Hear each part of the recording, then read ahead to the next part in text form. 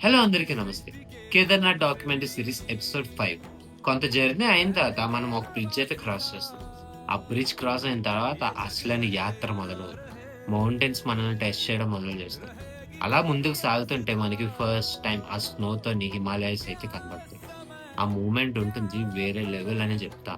అలా యాత్ర ముందుకు సాగించుకుంటూ వెళ్ళా. వెళ్తున్న దారిలో నేను ఎన్నో అబ్జర్వ్ చేశా, ఎన్నో గమనించా.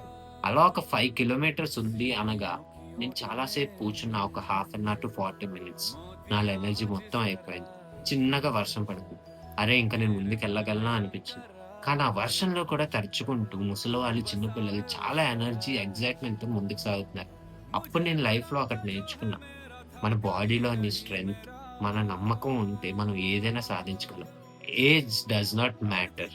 ఏ ఏజ్‌లో అయినా సరే మనం సాధించగలం. ఆ ఏజ్‌లో వాళ్ళెళ్తున్నారంటే అది మనకి చాలా ఈజీ. అదే నమ్మకంతో ఆ శివయ్యని తలుచుకుంటూ ముందుకు వెళ్ళా. ఫైనల్లీ కేదార్‌నాథ్ బేస్ క్యాంప్ అయితే రీచ్ అయ్యా. ఆ రోజైతే అక్కడే టెంట్ తీసుకొని స్టే చేసి నెక్స్ట్ డే అయితే దర్శనానికెళ్ళా. ఆ దర్శనం ఎక్స్‌పీరియన్స్ అన్నీ నెక్స్ట్ వీడియోలో షేర్ చేసుకుంటా. అంతవరకు లైక్ చేసి ఫాలో చేయండి. హర హర మహాదేవ్.